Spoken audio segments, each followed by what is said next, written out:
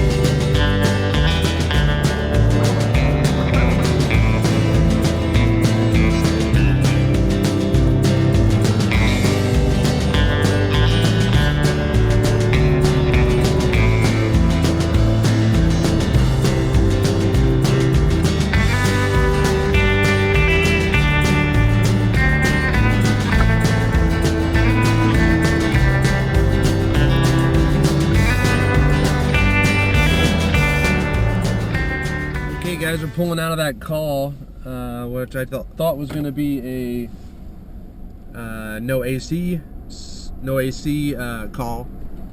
Turns out, I went in. They basically just right away were like, if we decide to go ahead and change this system out. I'm like, oh, is that what you guys are already like sold on getting a new system? And they were like, yeah, this system is really old. Well, it's a 30-year-old heat pump. It's from 1985, so it'll be 31 this year, and they said it hasn't worked in a couple $years. They've had it repaired in the past, but it broke down a couple years later. So the rest of the call basically just became, well, what can we do to, get a new system? Can we get some AC and cooling go up there? The roof is super steep, so we would need the adjustable curb, and we would also need a service platform for that area. Well, the service platform for my systems that I put in would be in the front near the gutter, and in this particular situation, the service platform would be right at the edge of the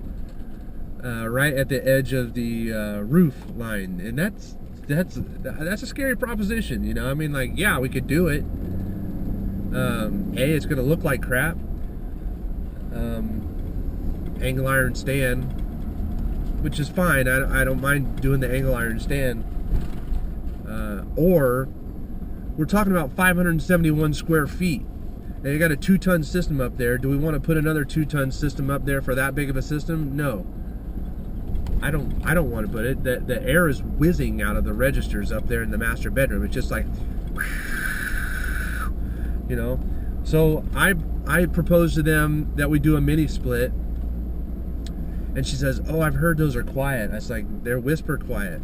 I think you'd really like it." So the rest of the conversation came about getting a mini split installed up there, and then just removing the package unit from the roof, getting that ductwork out, or leaving it. They're going to decide what they want to do. Get some insulation blown into that attic. Sorry, my camera's moving around a little bit. Get some insulation blown into that attic, and then all of a sudden they're thinking of other projects, like, well, we're going to have a roofer come and re-roof the house. So can they take the HVAC system off? They they can totally do that. Yeah, they can totally do that for you. They'll get a crane out here, or I can do it for you, whichever you want.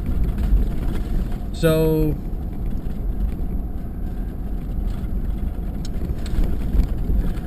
then they,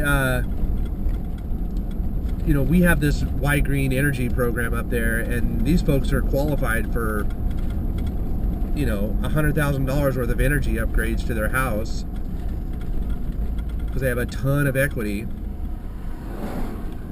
And so all of a sudden, ideas start popping up in their head, like, oh my God, we could change our water heater. We got a fireplace, fireplace insert,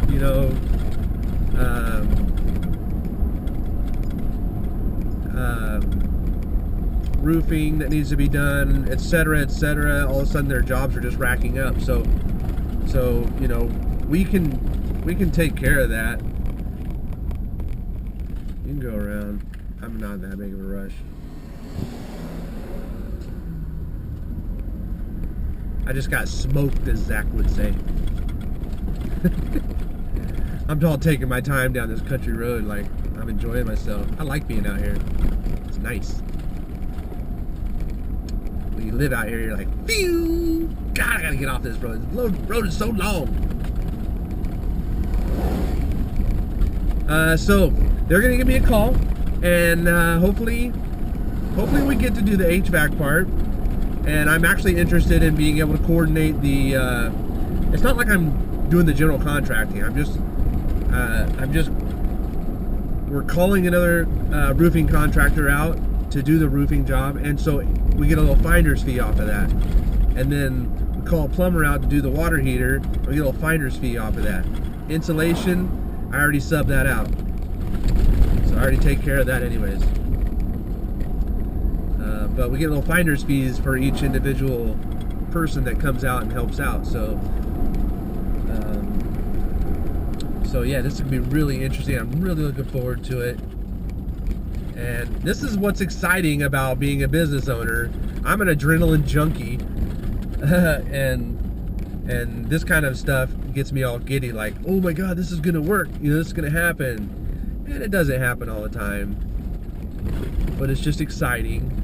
And because the homeowner's wife is in charge of the job, and she seems super optimistic about it. After realizing that that the project is 100% tax deductible through their property taxes, the husband started thinking, raising an eyebrow, like, oh, now I'm interested, because, this let's call it a $20,000 job, comes down through after tax savings and after energy savings that they would receive every month, every year. They will, the effective cost of that job actually comes out to, actually is several $1,000s less than that $20,000 job. Probably in the area of around $14,000 to $15,000. So I'll shoot a video on that Y Green Energy Fund sometime. It's it's not for everybody. It's just out here in California. Oh, it is in Florida also, and I think it's in Georgia. So. But it's pretty exciting, and the more I learn about it, the more excited I am to use it. Of the big companies around here, I used to work for a big company around here. I've talked to some of the sales guys since I've left, and they say that like 70% of their jobs get sold through Y Green Energy Fund. This method that I'm trying to use for these folks. So. Alrighty, well, that's enough gabbing for this one. I appreciate you guys hanging along and sharing in my excitement. And I'm always looking forward to shoot the next video. I never know where it's going to come from, but I always have my GoPro on me, and we'll shoot another video when the time is right. So, thanks for watching. We'll see you on the next video.